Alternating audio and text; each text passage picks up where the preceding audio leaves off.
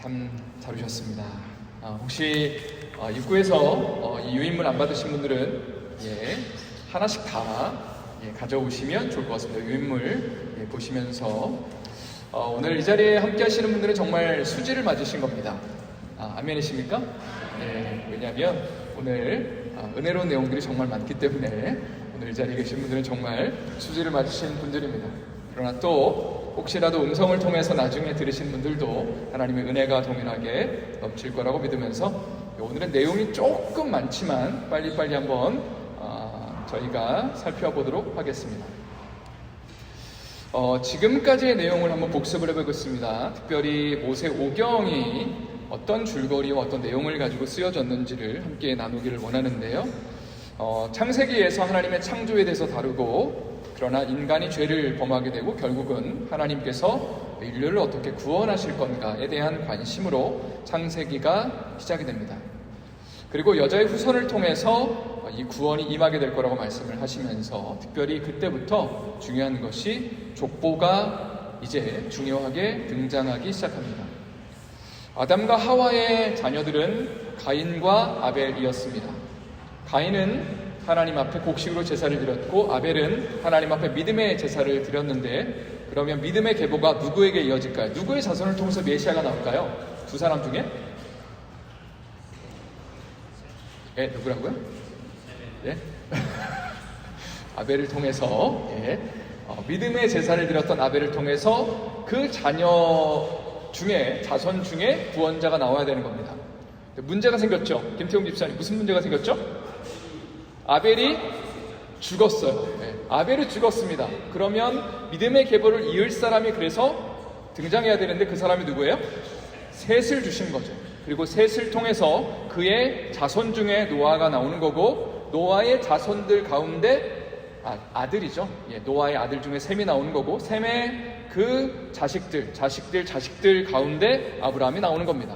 그리고 나서 이스라엘이 나오게 되고요. 출애굽을 이제 하게 되는 거죠. 애굽에 가서 어린 양의 피로 구원을 받고 난 다음에 하나님께서 언약을 세우시고 십계명을 주시고 성막을 세우라고 말씀하십니다. 성막은 하나님의 임재, 하나님이 함께 하시는 것의 상징이다. 그리고 율법을 주십니다.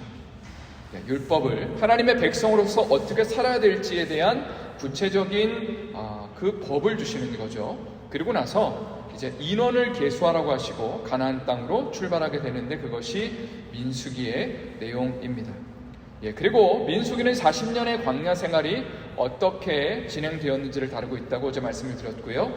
가데스바네아에서 12명의 정탐꾼을 보냈는데 결국은 이스라엘 백성들이 불신앙으로 반응했기 때문에 하나님께서 그 벌로 40년의 광야 생활을 보내게 하셨습니다. 그리고 이제 40년 지난 후에 모세가 모압 광야에서 이제 마지막 설교를 하는 것이 신명기의 말씀이었죠. 자, What is 하나님 나라라고 그렇게 제가 적어놨는데, 나라의 3대 요소가 있습니다. 나라가 구성되려면 뭐가 있어야 되죠? 좀 크게. 그렇죠. 주권과 백성과 영토가 있어야 됩니다. 이 세 가지가 구성이 돼야 되는데, 그러면 이스라엘은 하나님 나라를 상징적으로 보여주는 거라고 한다면 주권은 누구한테 있어요? 하나님의 통치, 하나님께 있습니다. 하나님의 주인 되심, 하나님의 왕 되시는 그 나라를 세우는 것이 중요합니다. 백성은 이스라엘 백성이고요. 그러면 이 백성들이 살아야 될 땅이 필요한데, 그 땅이 뭐예요? 바로 가나안 땅입니다. 그래서 가나안 땅에 들어가서 정말 하나님의 나라의 비전을 만드는 것입니다. 여기까지의 내용을 다시 한번 정리해 본다면, 땅과 관련해서 아담은 하나님의 주권, 통치를 거부했기 때문에 에덴이라는 동산에서 쫓겨납니다. 그러나 아브라함은 하나님의 주권을 인정했기 때문에 가나안 땅을 약속받게 되고, 그리고 아브라함의 후손인 이스라엘 백성들 역시 하나님과 언약을 맺음으로 하나님의 주권을 인정한 사람들에게 하나님이 주시는 땅이 바로 가나안 땅입니다. 자, 그런데 이스라엘 백성들이 가나안 땅에서, 제가 적진 않았지만 범죄하니까 어떻게 되는 거예요? 그 땅에서 어떻게 될까요? 쫓겨나는 거죠. 하나님의 주인 되심을 온전히 성취하면서 그 땅에서 하나님이 주신 그 복을 나누는 삶을 살아야 되는데, 하나님이 왕 되신 것을 거부한 이스라엘 백성들, 범죄하니까 그 땅에서 쫓겨나고 결국은 포로에 사로잡혀 가게 되는 것입니다. 결국 질문, 가나안 땅에서 이스라엘 백성들은 어떻게 살아야 되는가? 하나님의 주권과 왕대심을 인정하면서 살아야 했죠. 자, 이제 여호수아로 한번 가보도록 하겠습니다.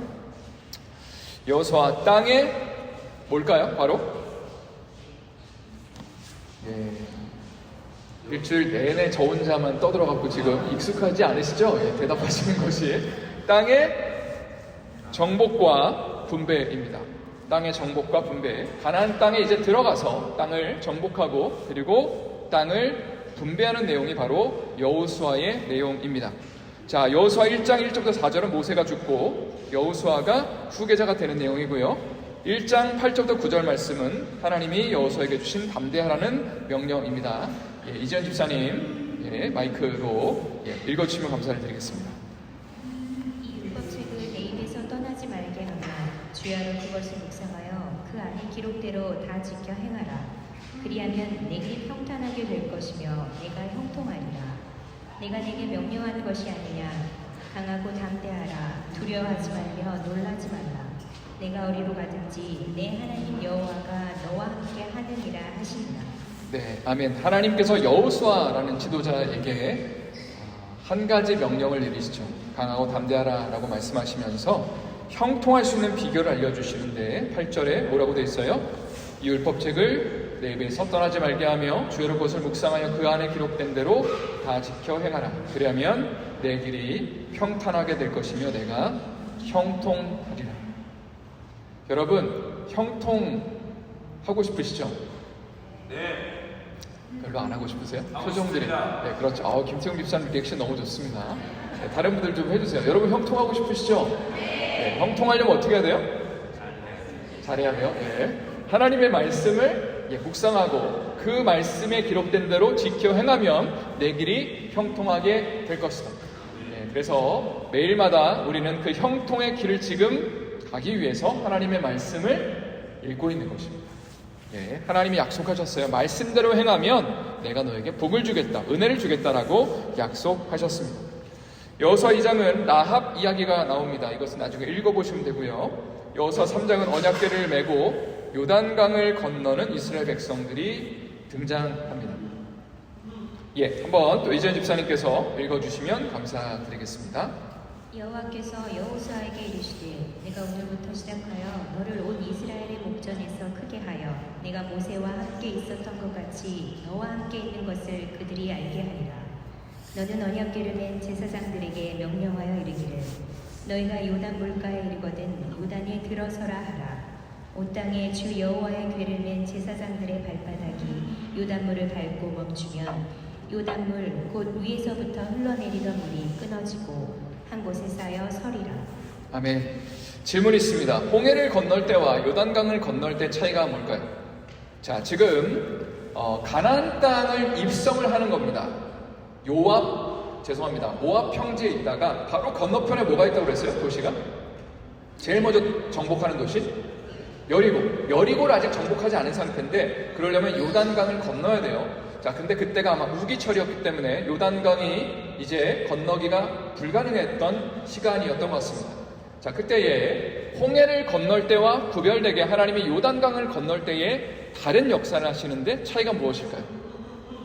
자, 이정희 집사님. 발을 먼저 디뎠다. 정답입니다. 홍해는요. 뭐라고요? 상품 달라고요. 홍해는 가만히 있으라고 하셨고요. 하나님이 그때에 먼저 갈라지고 난 다음에 건넜습니다. 자, 그러나 요단강은 언약궤를 맨 제사장들이 먼저 믿음으로 발을 내디딜 때에 그때에 요단강이 멈춰섰습니다. 자, 하나님이 우리의 삶 가운데 일하실 때는요, 두 종류가 있는 것 같아요. 어쩔 때는요, 하나님이 가만히 있으라고 하시면서 내가 알아서 해줄게 라고 말씀하십니다. 근데 지금 이스라엘 백성들한테는 다른 명령을 하시는 거죠. 내가 분명히 일할 건데 너희가 먼저 발을 내디뎌라. 아마 가나안 땅을 정복하기 위한 믿음의 세대들이기 때문에 이런 명령을 하셨던 것 같아요. 내가 분명히 일할 건데 너가 먼저 발을 내딛어야지 내가 역사할 거다 그러니까 우리가 어떤 문제를 해결할 때 혹은 중요한 결정을 내릴 때에 하나님의 음성을 잘 들어야겠죠. 그래서 지금은 가만히 기다릴 때인가 아니면 발을 내디딜 때인가를 우리가 분별할 필요가 있습니다. 자, 한 장 넘기시면 뒷장으로 가겠습니다. 여호수아 6장. 여기서는 어느 성을 정복할까요? 여리고 성을 정복합니다. 6일 동안 성을 한 바퀴 돌고 7일째 7바퀴를 돌면 여리고 성벽이 무너진다 말씀하셨습니다. 여호수아 6장 10절 말씀을 우리 한번 다 같이 힘차게 읽어보도록 하겠습니다. 시작. 여호수아가 백성에게 명령하여 이르되 너희는 외치지 말며 들리게 하지 말며 너희 입에서 아무 말도 내지 말고 그리하다가 내가 너희에게 명령하여 외치라 하는 날에 외칠지니라 하고, 하나님은 여리고 성을 도는 내내 침묵을 명령하셨습니다. 왜 그러셨을까요? 침묵. 그 수백만의 이스라엘 백성들이 여리고 성을 하루에 한 바퀴씩 돕니다. 그리고 일곱째 날에는 7바퀴 돕니다. 근데 아무 말도 하지 말고 돌아라 이렇게 말씀하셨죠. 왜 그럴까 생각을 해보면 아마 말하기 시작하면 믿음의 말을 하는 것이 아니라 부정적인 말 하지 않았을까요? 야, 이거 되는 거 맞냐? 그거 좀 이상한 것 같아. 안 될 것 같아. 이런 말을 하다 보면 믿음이 떨어지고 하나님의 일하심과 역사를 그들이 못 보는 거죠. 그러니까 하나님이 침묵하면서 오히려 기도하는 마음으로 믿음으로 그 성을 돌라고 말씀하셨습니다. 때로 우리의 삶 가운데도 마찬가지인 것 같습니다. 침묵해야 될 때가 있고 말해야 할 때가 있음을 보게 됩니다. 그것을 또 우리가 좀 분별할 필요가 있는 거죠. 침묵해야 될 때와 말해야 될 때. 여호수아 14장에서는 요단 서쪽에 기업을 분배하게 됩니다. 12지파가 이제 가나안 땅을 정복하고 난 다음에 이 땅을 나눠 가져야 되잖아요. 그래서 누구는 어느 땅, 누구는 어느 땅 이렇게 분배하는 장면들이 여호수아서에서 등장합니다. 또 여호수아 23장 1절부터 14절 말씀은 여호수아의 고별 설교인데 이것도 이재현 집사님께서 한번 읽어주시면 감사를 드리겠습니다. 그러므로 스스로 조심하여 너희 하나님 여호와를 사랑하라. 너희가 만일 돌아서서 너희 중에 남아있는 이 민족들을 가까이하여 더불어 혼인하며 서로 왕래하면 확실히 알라. 너희 하나님 여호와께서 이 민족들을 너희 목전에서 다시는 쫓아내지 아니하시리니 그들이 너희에게 올무가 되며 덫이 되며 너희의 옆구리에 채찍이 되며 너희의 눈에 가시가 되어서 너희가 마침내 너희의 하나님 여호와께서 너희에게 주신 이 아름다운 땅에서 멸하리라. 네, 여호수아가 지금 자신의 어떤 가나안 땅 정복의 사역, 사명들을 다 마치고 난 다음에 마지막 당부를 하는 설교를 하고 있는데 이제 어떤 부탁을 하냐면 12절에 너희 중에 남아있는 이 민족들을 가까이 하여 더불어 혼인하며 서로 막내하면 그럼 결국은 너희가 망하게 될 것이다. 경고하고 있습니다. 결국은 가나안 땅을 살아가면서 이스라엘 백성들이 하나님을 따르고 하나님의 백성으로서 복을 누리기 위해서는 이방 사람들과 교류하지 말고 결혼하지 말아라. 이방 사람들과 하나 되면 안 된다라는 어떤 구분됨을 명령하셨다는 거죠. 정체성을 지켜야 된다라는 이야기입니다. 그래서 여호수아는 정말 아직 시작한 지 한 15분밖에 안 된 것 같은데 이걸로 끝내도록 하겠습니다. 이렇게 성경 한 권이 끝내지면 얼마나 좋을까요? 나머지는 여러분의 그 몫에 맡기도록 하겠습니다. 이제 사사기로 가겠습니다. 이제 땅의 정복이 끝났어요. 이제 가나안 땅을 정복하고 그리고 땅을 분배받고 이제 거기서 이제 사는 거죠. 그런데 처음에는 왕들이 통치한 것이 아니라 사사들, 저지들이라고 불리는데 이 사람들이 통치했던 시기가 있었습니다. 사사기 2장 6절부터 10절 말씀 또 이재현 집사님께서 한번 읽어주시면 감사를 드리겠습니다. 전에 여호수아가 백성을 보내매 이스라엘 자손이 각기 그들의 기업으로 가서 땅을 차지하였고 백성이 여호수아가 사는 동안과 여호수아 뒤에 생존한 장로들 곧 여호와께서 이스라엘을 위하여 행하신 모든 큰 일을 본 자들이 사는 날 동안에 여호와를 섬겼더라. 그 세대의 사람도 다 그 조상들에게로 돌아갔고 그 후에 일어난 다른 세대는 여호와를 알지 못하며 여호와께서 이스라엘을 위하여 행하신 일도 알지 못하였더라. 네, 감사합니다. 여기 제목에 여호수아의 죽음과 믿음의 3세대라고 적으시면 되겠습니다. 1세대는요 7절 말씀에 백성이 여호수아가 사는 날 동안에 할 때에 1세대는 여호수아 세대입니다. 가나안 땅을 함께 정복했던 사람들이고요. 자, 2세대는 7절 중간에 여호수아 뒤에 생존한 장로들, 그 여호와께서 이스라엘과 행하신 모든 큰 일을 본 자들, 이 2세대입니다.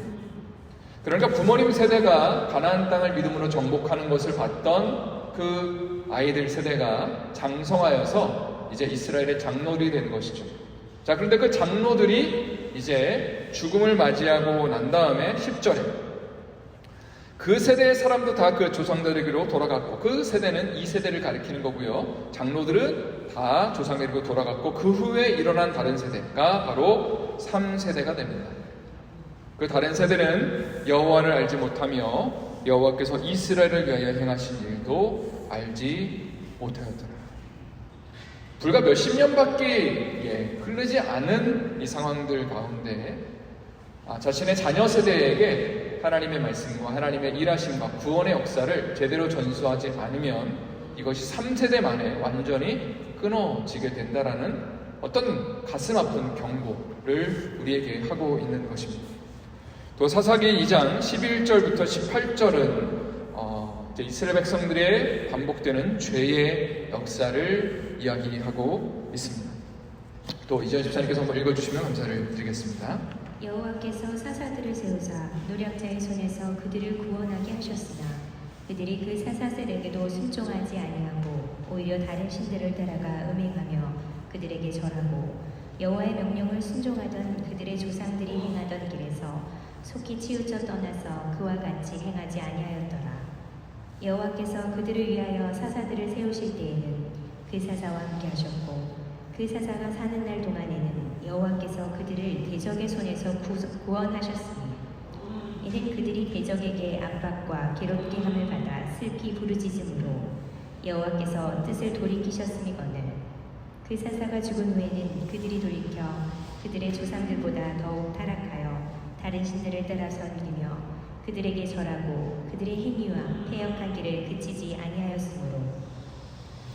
네, 감사합니다. 질문이 있죠? 하나님이 이스라엘 백성들을 돌이키게 하시는 방법은 무엇인가요? 죄를 지었을 때 자기들 마음대로 길로 갈 때 하나님이 어떤 방법을 사용하시죠? 네, 대적들을 일으키십니다. 네, 그리고 고난을 주셔서 돌이키게 만드십니다. 그리고 고난이 있을 때 사람들이 하나님 앞에 회개하고 간구하고 기도하니까 그때 누구를 보내시는 거예요? 사사들, 지도자들을 보내셔서 구원하시고 회복시켜 주시고, 그리고 시간이 지나면 또 어떻게 하는 거예요? 또 다시 죄를 짓는 그런 역사가 반복되는 것이 사사기의 역사입니다. 다음 장으로 한번 넘어가겠습니다. 사사들 리스트라고 되어 있고요. 몇 명의 사사가 소개되고 있냐면 총 12명이 소개되고 있습니다. 12명의 리스트 맨 밑에 제가 이렇게 적어놨죠. 한 사사가 이스라엘 전체를 통치하는 개념이 아니라 지역을 통치하는 개념이었습니다. 그러니까 하나의 이스라엘의 전체적인 통합 국가가 세워졌던 것이 아니라 그냥 부분별로 사사들이 일어날 때에 마음이 하나 되고, 또 어쩌다가 여러 지파들이 또 마음으로 하나 돼서 대적들을 물리치고, 그러다가 또 자기 지파들끼리 살아가는 어떤 그런 상황과 분위기였다는 겁니다. 사사기 19장과 20장에 가면요, 레위 사람과 첫 이야기, 조금 이런 얘기가 성경에 왜 있지? 라는 그런 어떤 좀 이상한 얘기가 쓰여져 있는데, 이런 얘기가 쓰여져 있는 이유는 너무나 간단합니다. 당시에 이스라엘 백성들이 각기 제 길로 행하였다. 완전히 윤리가 무너져 있고, 정말로 하나님을 경외하는 것이 없이 자기 마음대로 살았던 세대가 이렇게까지 타락할 수 있고 이렇게까지 죄를 지을 수 있다라는 것을 보여주는 예가 사사기 19장과 20장에 나오는 레위 사람과 첫 이야기입니다. 그리고 결론적으로 21장 25절 말씀, 진정한 지도자가 없는 시대 가운데 진정한 지도자, 왕을 구하고 있는 것이 바로 사사기입니다. 주제라고 할 수 있죠. 제가 읽을게요. 그때 이스라엘에 뭐가 없으므로? 왕이 없으므로 사람이 각기 자기의 소견에 옳은 대로 행하였더라. 사사기가 우리에게 주는 교훈은 진정한 지도자가 필요하다는 것입니다. 그리고 진정한 지도자는 사람 왕이 아니라 바로 예수 그리스도, 그 메시아가 필요한 거죠. 그러나 이제 조금 있다가 살펴볼 사무엘 상하에서 진짜 왕이 그래서 세워집니다. 그러나 그 인간이 세운 왕들은 모두가 한계가 있고 연약함이 있는, 부족함이 있는 사람들이었죠. 그러니까 그 이스라엘의 역사 속에서 사람들은 진정한 왕을 기다리는 겁니다. 이미 사람의 왕이 세워졌지만 부족함이 있고, 또 아무리 완벽해 보이는 다윗과 같은 사람도, 히스기야나 요시야 같은 사람도 연약함이 있다는 것을 알고 나니까 우리에게 진정한 왕이 필요합니다라고 고백하는 것이 구약 성경의 역사이고 이스라엘의 역사라고 할 수 있습니다. 자, 사무엘 상하 사사시대에서 왕정시대로 이제 넘어가게 됩니다. 조금 전에 사사기였고요. 이제는 왕정세대로 넘어가게 되고 1대 왕은 사울과 그리고 2대 왕 다윗의 이야기가 사무엘 상과 사무엘 하에 기록되어 있습니다. 그리고 이 모든 과정에서 아주 중요한 역할을 감당하는 사람이 바로 사무엘이라는 선지자입니다. 1대 왕 사울을 세운 사람이고 그리고 2대 왕 다윗에게 또 기름을 부었던 사람이 바로 사무엘입니다. 그래서 사무엘상, 사무엘하라는 이름이 붙여졌죠. 자, 사무엘상 3장 19절 20절 말씀, 사무엘의 활동과 영향력 한번 또 읽어주시면 2절 23 부탁드립니다. 사무엘이 사람의 여호와께서 그와 함께 계셔서 그의 말이 하나도 땅에 떨어지지 않게 하시니 단에서부터 브엘세바까지의 온 이스라엘이 사무엘은 여호와의 선지자로 세우심을 입은 줄을 알았더라. 네, 사무엘이라는 사람이 정말 하나님의 음성을 듣고 그 음성을 사람들에게 전하고 증거하기 시작했을 때에 사람들이 모두 다 사무엘이 하나님이 세우신 사람이라는 것을 알았다. 자, 단에서부터 브엘세바라는 표현은요, 단이라는 지역은 이스라엘의 최북단 지역입니다. 이스라엘의 맨 꼭대기, 여기 위에 지도 있죠? 그 지도에서 이스라엘이 사는 사람들의 맨 북쪽이 단이라는 지역이 있어요. 그리고 브엘세바는 북쪽 얘기했으니까 남쪽이겠죠. 할렐루야. 예. 남쪽에 사람이 살 수 있는 가장 밑에 최남단이 브엘세바입니다. 그래서 이스라엘 전역의 사람들이 사무엘이 여호와의 선지자로 세운 바름을 알았다. 자, 그런데 사무엘이 이제 은퇴하려고 하니까 그때에 왕을 요구하게 됩니다. 이스라엘 백성들이 왕을 세워달라고 요구하는 것이죠. 4절 5절 말씀 한번 우리 다 같이 한번 읽어보겠습니다. 시작. 이스라엘 모든 장로가 모여 남아있는 사무엘에게 나아가서 그에게 이르되 보소서 당신은 늙고 당신의 아들들은 당신의 행위를 따르지 아니하니 모든 나라와 같이 우리에게 왕을 세워 우리를 다스리게 하소서 한지라. 질문은 이것입니다. 왜 백성들은 왕을 요구했을까요?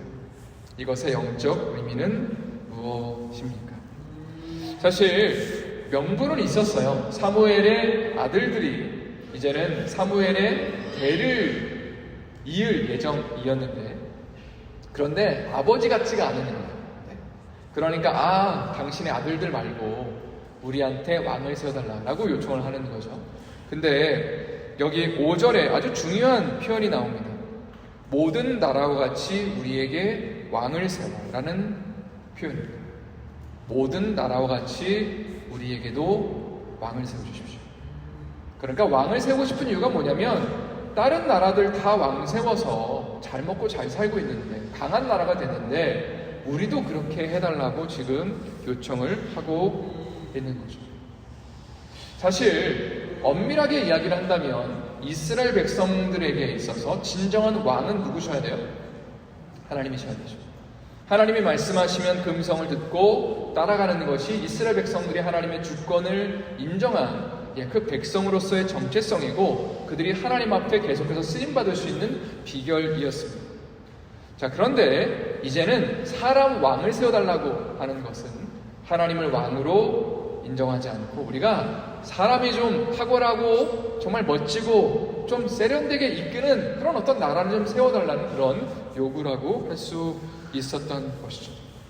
그래서 제가 그림을 2개를 준비해 왔습니다.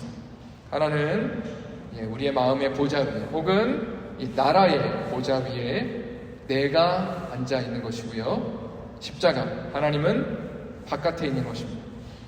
두 번째 그림은 하나님께서 우리의 보좌 위에 앉아 계시는 거죠. 질문입니다. 이스라엘이 걸어야 가야 될 길은 하나님을 왕으로 모시고 하나님을 진정으로 지도자로 따르고 살아야 했었죠. 또 우리 교회가 걸어가야 할 길도 마찬가지입니다. 우리의 가정과 우리 자신이 걸어가야 할 길도 마찬가지입니다. 자, 그런데 만약에 고백은 하나님이 우리의 왕이십니다. 고백을 하는데 만약에 어떤 삶의 이슈와 문제들이 나왔을 때에 그때에 누구한테 물어봐야 돼요? 목사님. 땡입니다. 누구한테 물어봐야 돼요? 집사님 다시 한번 기회를 드리겠습니다. 약간 개그 본능이 있으셔서 하나님께 묻는 것이 하나님을 왕으로 모시고 따르는 우리의 삶의 모습일 겁니다. 근데 정말로 한번 돌아보세요. 삶의 이슈와 문제들이 있을 때 나는 누구한테 최종적인 권위를 두고 이 문제를 접근하고 해결합니다. 사람일 때가 되게 많아요. 혹은 나 자신일 때가 되게 많아요. 근데 이스라엘 백성들은 반드시 하나님께 묻고 하나님 말씀하시면 그 길을 따르고 그 길을 걸어가야 될 부르심을 받았다는 것이고요. 거기서 하나님의 놀라운 역사와 은혜를 경험할 수 있었다는 것입니다. 한 장 넘기셔서 사무엘상 10장 1절에서는 이제 사울 왕에게 이제 기름이 부어지게 되고요. 이스라엘의 왕이 되게 됩니다. 그리고 사울 왕이 형통했다라는 표현이 등장합니다. 빨간 글씨로 된 부분만 제가 읽어드릴게요. 블리셋 사람을 쳤는데 향하는 곳마다 이겼다. 이건 나중에 다윗에게 똑같이 이런 표현이 등장하거든요. 가는 곳마다 하나님이 이기게 하셨다. 그러니까 사울이나 다윗이나 하나님의 복을 주시고 은혜를 주시니까 가는 곳마다 이기고 가는 곳마다 형통하더라. 근데 중요한 게 뭐냐면요, 하나님이 함께 하시면 다 이 길을 가요. 웬만큼 성공하고 웬만큼 일어서고 웬만큼 잘 먹고 잘 삽니다. 대부분 다 그래요. 근데 중요한 건 뭐냐면 어렵고 힘들 때는 하나님 의지하고 하나님 붙들고 하나님 중심으로 살다가 내가 이제 살만할 때쯤 돼서 그때가 문제가 됩니다. 나중에 좀 나누겠지만 다윗은 광야의 시간을 제대로 거쳤기 때문에 왕궁에 들어가서도 떡으로 사는 삶을 살지 않았습니다. 그 풍요함으로 살지 않았죠. 하나님의 말씀으로 살았고 내 삶 가운데 권력이 있고 막 돈이 넘치고 여러 가지 것들이 부족한 게 없을 때에도 그런 걸로 인하여 살지 않고 하나님으로 말미암아 살았어요. 왜냐하면 광야의 시간을 거쳤기 때문에. 자, 그런데 사울 왕은 광야의 시간을 거치지를 주원이 화이팅! 오늘 이 자리에 또 엄마 아빠와 함께 해줘서 너무 감사하고 기쁜 날인 것 같습니다.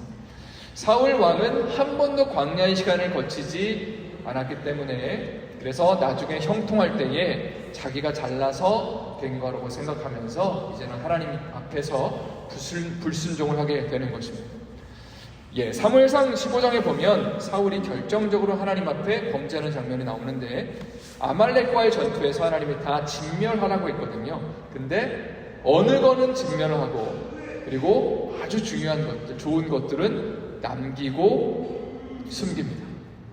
사무엘 선지자가 딱 등장해갖고 지금 이거 뭐냐고 딱 질문했을 때에 이제 사울이 다음과 같이 이야기를 하는 사울이 이미 얘기를 했죠. 하나님께 제사를 드리려고 아껴뒀습니다. 그때 사무엘이 하는 이야기가 22절부터 있는데 또 이절 집사님께서 한번 읽어주시면 감사를 드리겠습니다. 사무엘이 이르되 여호와께서 번제와 다른 제사를 그의 목소리를 청종하는 것을 좋아하신 같이 좋아하시겠나이까. 순종이 제사보다 낫고 듣는 것이 수량의 기름보다 나으니 이는 거역하는 것은 점치는 죄와 같고 완고한 것은 사신 우상에게 절하는 죄와 같으니라. 왕이 여호와의 말씀을 버렸으므로 여호와께서도 왕을 버려 왕이 되지 못하게 하셨나이다 하니 사무엘이 죽는 날까지 사울을 다시 가서 보지 아니하였으니 이는 그가 사울을 위하여 슬퍼함이었고 여호와께서는 사울을 이스라엘 왕으로 삼으신 것을 후회하셨더라. 아멘. 순종이 제사보다 더 중요하다는 말씀은 어떻게 적용될 수 있을까요? 순종이 제사보다 낫다. 사실 제가 이런 생각을 합니다. 하나님 앞에 정말 순종하는 삶을 산다는 게 뭘까라고 질문했을 때에 그거는요, 성경을 잘 읽어보니까 이런 것 같아요. 사울과 다윗의 삶을 비교해 봤을 때에 순종한다는 것은 손해를 보는 것처럼 보이지만 하나님의 말씀을 따르는 것을 의미합니다. 다윗은 그랬더라고요. 다윗은요, 손해 보는 것 같은데 하나님 말씀하시면 순종해요. 물론 사람들이 반대하죠. 왕이시여 지금 장난하십니까? 이런 얘기를 딱 들으면 그때의 다윗은 그러면 이렇게 할까라고 하는 것이 아니라 하나님께 다시 물어요. 그리고 하나님이 그렇게 하라고 하시면 그것에 순종합니다. 그리고 하나님이 그걸 보시고 기뻐하시는 거죠. 그리고 그를 보호하시고 그의 삶을 보장하시는 거죠. 자, 그런데 사울은 그렇지 않았습니다. 하나님 분명히 말씀하셨어요. 모든 것들을 진멸해라. 내가 다 책임지겠다. 내가 모든 것들을 공급하겠다고 말씀하셨지만 사울이 보기에 아주 좋은 것들, 정말로 진귀한 것들은 너무 아까운 거죠. 그러니까 여러 가지 핑계를 대면서 죽이지 않게 되는 거죠. 근데 이것이 한두 번 일어났던 일이 아니라 사울의 삶에 전반적으로 일어났던 일이었습니다. 손해를 보는 것 같으면 어느 정도의 타협을 통해서 하나님의 말씀은 기가 막히게 알고 있고 왜 이렇게 말했냐, 왜 이렇게 했냐라고 물으면 기가 막히게 대답합니다. 말도 어쩜 그렇게 잘하는지 모르겠어요. 그러나 그의 마음의 중심을 하나님은 보시고 그를 책망하시고 중요한 것이 그를 버리셨다는 거죠. 그러니까 하나님이 그를 버리시니까 그의 삶이 어디를 가든지 형통하는 삶에서 이제는 바닥을 향해서 치닫는 인생이 되는 것을 보게 됩니다. 정말 우리 주님의 교회 가운데 하나님 정말 기뻐하시는 삶을 살아내는 그리스도의 제자들이 세워진다는 것이 정말 다윗과 같은 영성을 소유한 사람들이 많아지는 것이 아닐까라는 생각을 하게 됩니다. 손해를 보더라도 하나님 말씀하셨다고 믿으면 그거를 끝까지 믿음으로 지켜나가는 거죠. 그리고 하나님의 일하심을 보는 거고 하나님의 역사를 경험하는 것이 바로 주님이 왕되신 교회의 모습이라는 겁니다. 사무엘상 16장은 다윗에게 그래서 기름을 하나님이 부으시게 됩니다. 사울을 버리고 다윗에게 기름을 부으시고요. 골리앗을 무찌르고 사울 왕의 시샘을 받기 시작하고요. 그리고 다윗을 죽이려고 사울은 안간힘을 씁니다. 그리고 10년 넘게 광야에서 도망다니면서 시간을 다윗은 보내게 되죠. 하나님이 다윗에게 광야의 시간을 허락하신 이유는 무엇인가요? 아까 나눈 것처럼 연단과 고난과 훈련의 시간을 거쳐서 왕이 되었기 때문에 왕이 되어서 왕궁에 가도 교만하지 않고 떡으로 살지 않고 돈으로 살지 않고 자신의 권력으로 살지 않고 하나님의 말씀으로 하나님의 음성을 듣고 사는 삶이 되는 것을 발견하게 됩니다. 사무엘하 1장부터 5장 보면 사울 왕의 죽음과 이스라엘의 왕이 되는 다윗에 대해서 이야기를 하고 있고요. 이제 사울의 시대가 지나고 다윗이 왕이 되니까 6장으로 가면 뭘 가져오죠? 언약궤를 가져옵니다. 언약궤. 그리고 7장에 가면 뭘 건축하기를 원할까요? 성전을 건축하기를 원합니다. 그리고 무슨 언약이죠? 이럴 때 뭔가 100만 불짜리 상품을 다 건 다음에 맞으시는 분한테 좀 드리면 좋겠는데 무슨 언약이냐면 다윗 언약입니다. 혹시 성경 있으신 분들은요 이거를 꼭 별표를 치셔야 되거든요. 사무엘하 7장 12절 13절 말씀 2절 13절에서 일단은 한번 프린트물에 있는 것을 좀 읽어주시면 감사를 드리겠습니다. 왕이 선지자 나단에게 이르되 볼지어다 나는 백향목 궁에 살거늘 하나님의 궤는 휘장 가운데 있도다. 가서 내 종 다윗에게 말하기를 여호와께서 이와 같이 말씀하시되 내가 나를 위하여 내가 살 집을 건축하겠느냐. 전에 내가 사사에게 명령하여 내 백성 이스라엘을 다스리던 때와 같지 아니하게 하고 너를 모든 원수에게서 벗어나 편히 쉬게 하리라. 여호와가 또 내게 이르노니 여호와가 너를 위하여 집을 짓고 내 수완이 차서 내 조상들과 함께 누울 때에 내가 내 몸에서 날 내 씨를 내 뒤에 세워 그의 나라를 견고하게 하리라. 그는 내 이름을 위하여 집을 건축할 것이요 나는 그의 나라 왕위를 영원히 견고하게 하리라. 네. 성경에 있으신 분들은요, 여기 사무엘하 7장 12절 13절 거기다 별표 쳐 놓으시고요, 다윗 언약이라고 적어 놓으시면 좋습니다. 굉장히 중요한 선언입니다. 하나님이 어떤 약속을 하시냐면 11절에 이렇게 돼 있죠. 여호와가 너를 위하여 집을 짓겠다. 원래 다윗이 하나님을 위해서 집을 짓겠다고 했는데 그거 필요 없고 내가 너를 위해 집을 짓겠다. 그리고 12절에 내가 내 몸에서 날 내 씨를 내 뒤에 세워 그의 나라를 견고하게 하겠다. 13절 그는 내 이름을 위하여 집을 건축할 것이고 나는 그의 나라 왕위를 영원히 견고하게 하리라. 이 여호와의 집을 건축할 사람이 누구죠? 솔로몬이라고 대답하는 것이 1차적으로는 맞습니다. 그러나 곰곰이 생각해보면 그는 내 이름을 위하여 집을 건축할 것이요 나는 그의 나라 왕위를 영원히 견고하게 하리라. 다윗의 그 계보가 영원할 거다라는 약속이거든요. 근데 솔로몬이요, 실제로 성전을 건축하지만 정말로 영원히 그의 어떤 나라와 권위가 계속 갈 것처럼 삶을 사나요? 안 살죠. 중간에 타락합니다. 중간에 타락하고 결국은 좋지 않은 최후를 맞이하게 되죠. 그러니까 이 말씀은 1차적으로는 솔로몬이 성전을 건축하게 될 거라는 약속이지만 여기 잘 보세요. 12절에 내가 내 몸에서 날 내 씨를, 그러니까 다윗의 계보를 따라서 계속해서 이 씨가 이어져서 나중에 후대에 메시아가 태어난다는 거죠. 그리고 그 씨를 통해서 그의 나라를 견고하게 할 것이고 그는 내 이름을 위하여 집을 건축하는데 나는 그의 나라 왕위를 영원히 견고하게 하리라. 그러니까 지금 이 영원한 왕위와 영원한 집에 대한 약속은 사실은 다윗의 계보에 대한 약속뿐만이 아니라 메시아가 세우실 왕국에 대한 약속이 되는 겁니다. 그분이 영원한 하나님의 나라라는 집을 건축하시고 그리고 그분이 영원한 왕국을 세우신다라는 그런 약속이 되는 거죠. 자, 그래서 마태복음 1장 1절에 보면 아브라함과 다윗의 자손 예수 그리스도의 계보라라는 표현이 등장하고요. 9장 27절에 두 맹인이 따라오며 소리질러 이르되 다윗의 자손이여 우리를 불쌍히 여기소서. 예수를 향해서 다윗의 자손이여 라고 외치는 것은 쉽게 말해서 당신이 메시아라는 그런 의미로 받아들이는 겁니다. 다윗의 자손으로 메시아로 오셨다라는 개념이 지금 사무엘하 7장에 등장하기 때문에 그래서 여러분들에게 별표를 쳐놓으라고 제가 당부를 드리는 것이고요. 실제로 너무나 중요한 말씀이라고 할 수 있습니다. 자, 이제 20페이지로 가겠습니다. 이제 열왕기 상하입니다. 사울의 시대가 끝나고 다윗의 시대가 끝나고 이제 솔로몬의 시대가 시작됩니다. 1대 왕은 누구였죠?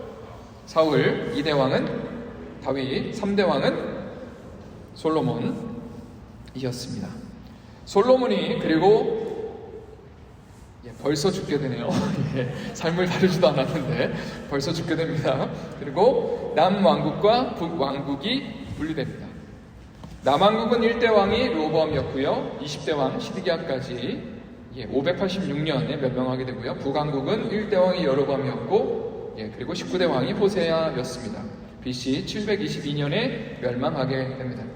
자, 열왕기 물고기라고 되어 있는데 이것은 인터넷에 나온 자료를 이거 너무 잘 설명한 것 같아서 제가 다시 그렸습니다. 제가 손수 이거를 마우스 클릭을 무한히 반복하면서 다시 그렸습니다. 시간이 오래 걸렸지만 그래도 좀 깔끔하게 보여드리려고. 자, 물고기처럼 보이는 거 찾으셨어요? 눈이랑 눈깔이라고 그러죠? 생선은 눈깔이랑 입이 있는데, 자, 여로보암과 르호보암으로 갈라지는데 그게 머리 부분이고요. 그 앞에 누가 있어요? 솔로몬 있습니다. 솔로몬 사후에 원래 솔로몬의 아들은 르호보암이어서 르호보암이 전체 왕이 돼야 되는데 여로보암이 반란을 일으켜서 북이스라엘로 분리를 하게 됩니다. 자, 그리고 여기서 아주 중요한 사람들이 등장하는데 지금 몸통에 있어서 딱 보니까 몸통에 있어서 주로 이름이 등장하는 사람들이요, 남왕국에는 하나도 안 적어놨어요. 지금 남왕국에는 하나도 안 적어놓고 북왕국에 아주 중요한 인물들만 적어놨는데, 여러분 별표를 치셔야 되는 사람이 있습니다. 아합 별표 치시고요, 예후 별표 치시고요, 여로보암 2세 별표 치셔야 됩니다. 자, 북왕국의 아주 중요한 인물들이고 특별히 아합이라는 그 왕을 대항해서 싸웠던 사람이, 선지자가 누구예요? 엘리야와 엘리사입니다. 그래서 지금 열왕기 상을 또 하를 읽다 보면요, 북왕국 얘기가 엄청나게 많이 나오고, 그리고 엘리야와 엘리사 선지자 얘기가 굉장히 많이 나오는데, 결국은 북왕국의 이 왕들을 대항해서 하나님의 말씀을 증거하고 전했던 사람들입니다. 특별히 그 위쪽 부분에 왕상 1장, 왕상 15장, 왕상 16장이라고 되어 있는데, 그 옆에 오므리 왕조, 예후 왕조라고 되어 있죠. 자, 오므리 왕조가 총 4명의 왕이 세워집니다. 오므리 왕조로.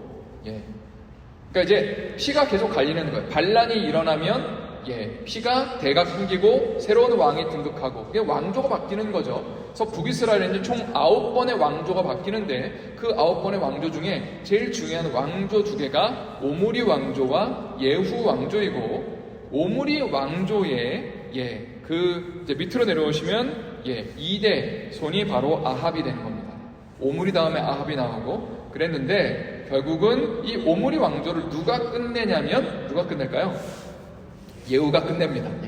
그래서 예후도 아주 중요한 인물이라고 할 수 있죠. 그리고 나중에 등장하는 여로보암 2세도 중요합니다.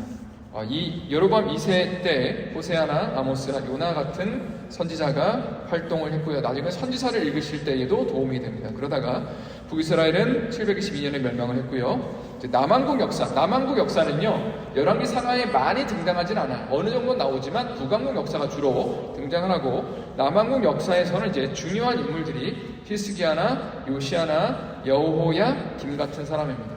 그리고 결국은 이 시대에 활동했던 선지자들도 한번 보시고요. 그리고 마지막 왕 시드기야를 끝으로 또 남유다도 멸망을 하게 됩니다. 그러면서 이제 두 나라가 모두 다 멸망을 하게 되는 것이죠. 자, 물고기의 머리 부분, 솔로몬의 통치와 성전 완공에 대해서 이제 다시 한번 간단하게 한번 살펴보기를 원하는데요. 열왕기상 11장 1절부터 5절 말씀은 읽진 않겠습니다. 솔로몬이 범죄하고 이방 여인을 사랑했던 것이 기록이 되어 있습니다. 12장으로 넘어가면 솔로몬의 죽음 이후에 르호보암이 이끄는 남유다와 여로보암이 이끄는 북이스라엘로 분리가 됩니다. 그리고 열왕기상 12장 26절부터 30절에 가면 이제 북이스라엘의 1대 왕이었던 여로보암이 죄를 저지르는 장면이 나오는데, 또 한번 이재현 집사님께서 읽어주시면 감사를 드리겠습니다. 그의 마음에 스스로 이르기를 나라가 이제 다윗의 집으로 돌아가는도다. 만일 이 백성이 예루살렘에 있는 여호와의 성전에 제사를 드리고자 하여 올라가면 이 백성의 마음이 유다 왕된 그들의 주 르호보암에게로 돌아가서 나를 죽이고 유다의 왕 르호보암에게로 돌아가리로다 하고, 이에 계획하고 두 금송아지를 만들고 우리에게 말하기를 너희가 다시는 예루살렘에 올라갈 것이 없도다. 이스라엘아, 이는 너희를 애굽 땅에서 인도하여 올린 너희의 신들이라 하고, 하나는 베델에 두고 하나는 단에 둘지라. 이 일이 죄가 되었으니 이는 백성들이 단까지 가서 그 하나에게 경배하리더라. 여로보암이 이제 북이스라엘의 1대 왕이 됩니다. 그리고 남유다는 이제 르호보암 왕이 통치를 하는 거죠. 솔로몬이 죽고 난 다음에. 자, 대부분의 이제 10개의 지파들이 여로보암을 따라갔기 때문에, 그래서 북이스라엘이라는 이름을 가져가는 거죠. 훨씬 더 많은 사람들이 지금 북이스라엘에 살고 있습니다. 그러면 인간적으로 보면, 우리가 이제 거의 지금 남유다보다 훨씬 큰 나라를 형성하고 이제 우리가 거의 이제 주도권을 잡겠다라는 생각을 하게 되겠죠. 자, 그런데 그가 아주 큰 실수를 하게 되는데, 당시에 문제가 뭐였냐면 성전이 어디에 있어요? 예루살렘에 있죠. 누구 땅이에요? 예, 유다 땅입니다. 그러니까 사람들이 이제 예배를 하기 위해서 북이스라엘의 사람들도 남유다로 예배를 드리러 내려가야 되는 거죠. 그러니까 제 생각에, 아니 남유다까지 왔다 갔다 하면은 사람들의 마음이 이제 좀 갈리고, 아니 우리는 성전도 없고 말이야, 여로보암이 뭐 하는 거야 라고 이렇게 불평을 할 거를 두려워한 나머지 지금 어디다가 금송아지를 이제 세워놓냐면 단과 베델에 금송아지를 세워놓게 됩니다. 자, 그런데 금송아지 이름이 뭐예요? 28절에 빨간 글씨로 되어 있죠. 이는 너희를 애굽 땅에서 인도하여 올린 너희의 신들이다. 자, 신들이라는 단어가 히브리어로는 엘로힘입니다. 엘로힘, 하나님이라는 단어예요. 그러니까 사실 엘로힘이라는 단어는 신적인 복수라고 하는 조금 어려운 개념이죠. 예, 하나님께 쓰는 복수 형태인데, 근데 어쨌든 단수로 취급되는 어떤 굉장히 높은 존재, 신적인 존재를 향해서는 단수인데 복수 형태로 이제 쓰이는 어떤 그런 히브리 용법이 있었대요. 그래서 엘로힘이라고 하면 하나님이라는 단어도 되고 신들이라는 단어도 되는 거예요. 자, 그런데 어쨌든 간에 지금 금송아지를 향해서 뭐라고 불렀냐면 너희를 애굽 땅에서 인도하여 올린 너희의 엘로힘이다. 그러니까 지금 여로보암은요, 이 금송아지를 세우면서 이거 우상이야 라고 생각하면서 세운 게 아니에요. 하나님이야 라고 생각하면서 세운 거예요. 실제로 이제 성경의 맥락을 보면 당시의 사람들이나 왕이나 지도자들이 지금 단과 베델에 세운 이 금송아지 상을 우상이라고 생각하는 사람이 아무도 없어요. 하나님이라고 생각하고 있고, 그리고 그런 믿음을 가지고 이 신상을 섬기고 있다는 것을 발견하게 됩니다. 나중에 한번 보세요. 성경에 실제로 그런 내용들이 나오게 됩니다.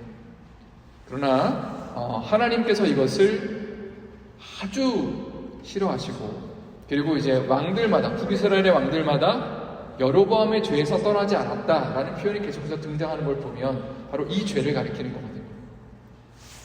자, 제가 이렇게 질문을 해놨습니다. 내 삶에 세우고자 하는 금송아지는 어떤 것이 있는가? 이게요, 하나님을 부인하는 게 아닙니다.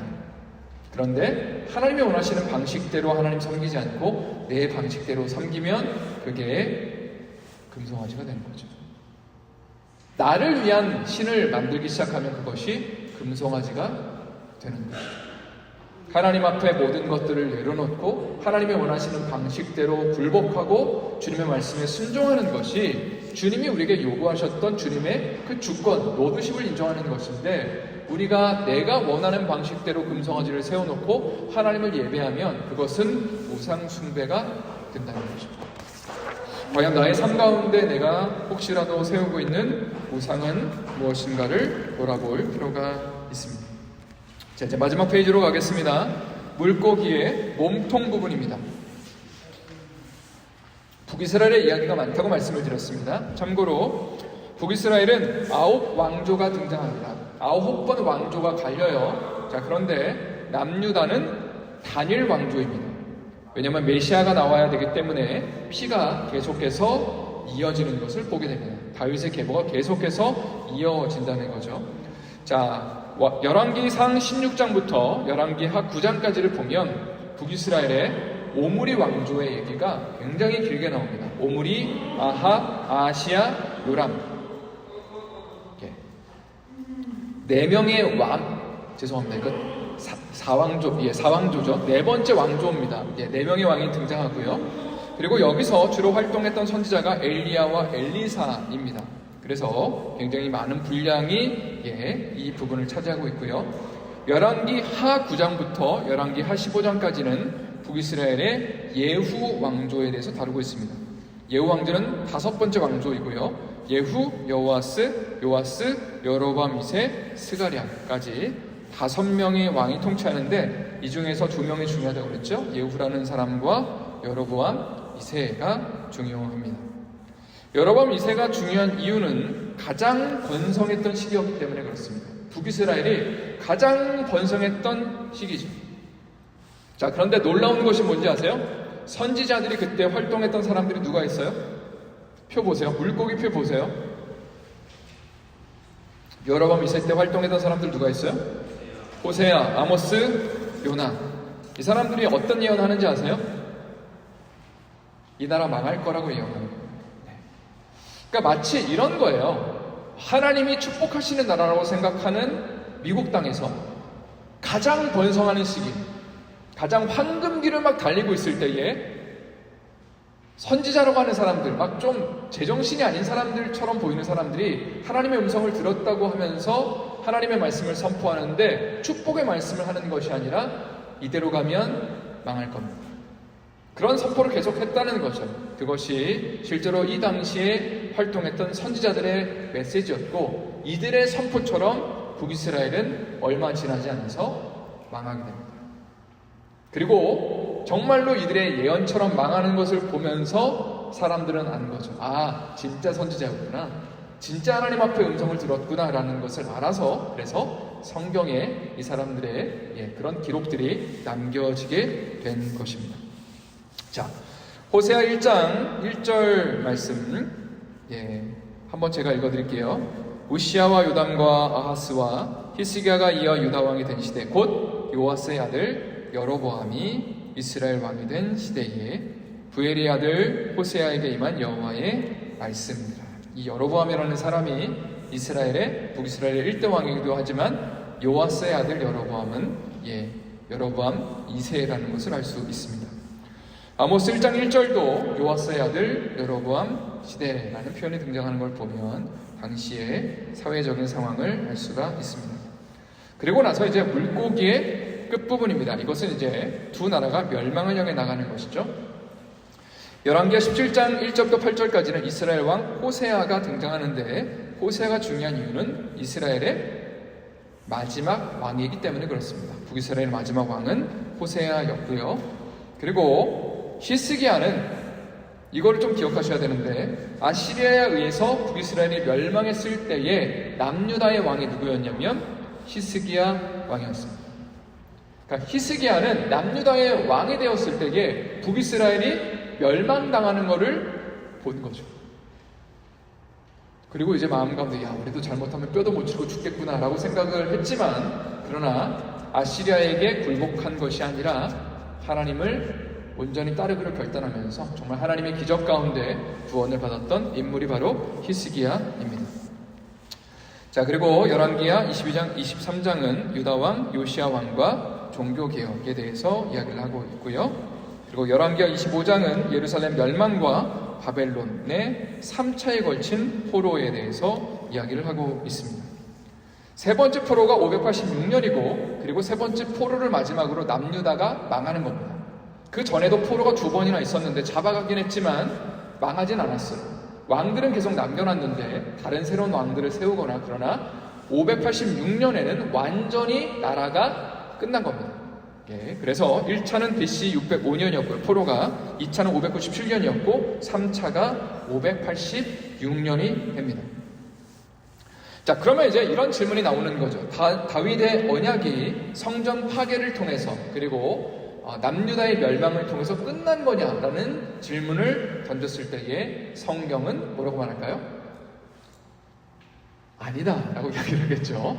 나중에 이제 마태복음 1장을 읽으시면 아브라함과 다윗과 그리고 바벨론에 갔다가 이후에 이제 그 계보가 어떻게 이어져서 요셉까지 이어지는지 14대 이야기하는 기준이 하나의 기준은 아브라함과 다윗까지고 그리고 다윗부터 바벨론 포로 전까지 그리고 바벨론 포로 이후로 14대를 이야기를 하는 것을 보면 다윗 언약이 끝나지 않고 예수님으로 이어지는 것을 보게 됩니다. 자, 그리고 나서 포로 귀환이 이어지게 되는데 이제 70년이 차면 포로 귀환이 된다라는 것을 우리가 이제 예레미야라는 선지자의 예언을 통해서 알고 있습니다. 자, 그런데 1차 포로 귀환이 언제였냐면 536년이었습니다. 자, 그러면 1차 포로가 언제였어요? BC 1차 포로? 605년. 여기서 70년 지나면 536년이 되겠죠? 그래서 70년이 차면 포로에서 귀환한다는 것은 어떤 것을 기준으로 계산한 거냐면 1차 포로를 기준으로 해서 계산된 것입니다. 그리고 1차 포로 귀환 때 수룹바벨의 지도자였고요. 2차는 한참 지나고 난 다음에 에스라를 통해서 이루어졌고, 3차는 BC 444년에 느헤미야를 통해서 이루어졌습니다. 에스라와 느헤미야는 동시대의 사람처럼 보이죠, 그죠? 자, 그리고 에스라서를 지금 읽고 있는데, 에스라서의 앞부분은 1차 포로 귀환에 대해서 에스라가 기록하고 있는 겁니다. 한참 자기가 보지도 못했던 그 시대에 이렇게 귀환했습니다 라는 것을 기록하는 것이 에스라 앞부분이고요. 그리고 이제 에스라가 등장할 때는 2차 포로 귀환을 얘기하는 거고요. 느헤미야서로 가면 이제 그때는 10몇 년이 지나서 느헤미야가 실제로 3차 포로 귀환을 하게 되고, 함께 합세라는 표현을 조금 거시기 하네요. 함께 협력하여서 성전을 이제 다시 짓게 되고 성벽 공사를 마무리하게 되면서 하나님의 부흥을 이뤄내는 것이 바로 에스라와 느헤미야의 내용입니다. 자, 마지막으로 에스라 1장 1절부터 2절의 말씀 이지연 집사님께서 마지막으로 읽어주시면 감사를 드리겠습니다. 바사 페르시아 왕 고레스 원년에 여호와께서 예레미야의 입을 통하여 하신 말씀을 이루게 하시려고 바사 왕 고레스의 마음을 감동시키네. 그가 온 나라에 공포도 하고 조서도 내려 이르되, 바사 왕 고레스는 말하노니 하늘의 하나님 여호와께서 세상 모든 나라를 내게 주셨고 나에게 명령하사 유다 예루살렘의 성전을 건축하라 하셨나니. 이것이 에스라 1장에서 페르시아 왕 바사 왕 고레스를 통해서 1차 포로 귀환이 허락되는 그 장면을 기록한 말씀입니다. 그래서 이제 에스라 느헤미야서를 통해서 이제 포로 귀환이 어떻게 이루어졌고 그 이후에 이스라엘 역사가 어떻게 펼쳐졌는지에 대한 힌트를 알 수 있게 되고요. 참고로 제가 이렇게 적어놨죠. 열왕기 상하와 역대기 상하의 관점 차이. 성경을 읽으시면 열왕기 상하도 북이스라엘과 남유다의 역사를 다루고 있고, 역대기서도 역대상하도 이제 이 두 나라의 역사를 다루고 있는데 관점이 조금 다릅니다. 열왕기 상하는요, 예루살렘 멸망 직후에 기록된 거고요. 왜 멸망했는지를 신앙적 관점에서 적은 것입니다. 결국은 하나님의 언약을 어겼기 때문에 망한 거다라는 것이 열왕기 상하의 결론이죠. 하나님이 분명히 약속도 주시고, 그리고 모세를 통해서 너희 정말 거기 들어가서 나 잊어버리면 안 된다라고 하나님이 말씀하신 것을 분명히 당부했는데, 그것을 이스라엘 백성들이 어겼다 하면서 그 결과로 하나님이 너희를 망하게 하셨고 땅을 빼앗으신 거다라고 이야기를 하는 것이고요. 역대기 상하는 포로 귀환 후에 시간이 좀 한참 흘러서 포로에서 돌아오고 난 다음에 우리가 누구인가, 그리고 우리는 어떻게 다시 일어날 수 있는가, 하나님이 우리 민족을 향해서 주신 비전이 무엇인가, 좀 긍정적이고 희망적인 관점에서 이스라엘의 역사를 기록한 것이 역대상하라고 할 수 있습니다. 자, 여기까지 좀 이야기를 나눴고요. 역사서를 이렇게 빨리 정리를 한 적은 저도 처음인 것 같은데 여러분들 많은 도움이 되셨을 거라고 생각을 하고요. 혹시 질문이 있으시면 없으시면 제가 기도하고, 오늘은 기도회는 따로 하지 않고요, 개인적으로 좀 기도하시다가, 그리고 아이들이 좀 끝나려면 시간이 걸리기 때문에 간절한 마음을 가지고 또 여러분 가정과 개인과 교회를 위해서 간절히 기도하시다가 돌아가시면 되겠습니다. 제가 기도하고 마치겠습니다. 하나님 감사합니다. 이스라엘의 역사 속에서 때로는 어렵고 힘든 일들 속에서 하나님의 신실하심을 보이시고, 또 여전히 다윗의 자손을 통해서 메시아가 태어날 것이라고 약속하시고, 또 예수님을 우리 가운데 보내주셔서 너무나 감사합니다. 믿음으로 이 땅을 살아가는 우리 삶이 되게 해주시고, 하나님을 왕으로 섬기는, 왕으로 모시고 믿고 믿음의 삶을 살아내는 우리의 삶이 될 수 있도록 축복하여 주시옵소서. 이어지는 모든 기도의 시간 가운데 주님께서 함께 하시고 또 주일날 드려지는 모든 예배 가운데 성령의 충만함과 은혜와 하나님의 기름 부으심을 허락하여 주시옵소서. 감사드리며 살아계신 예수님의 이름으로 기도드립니다. 아멘. 감사합니다.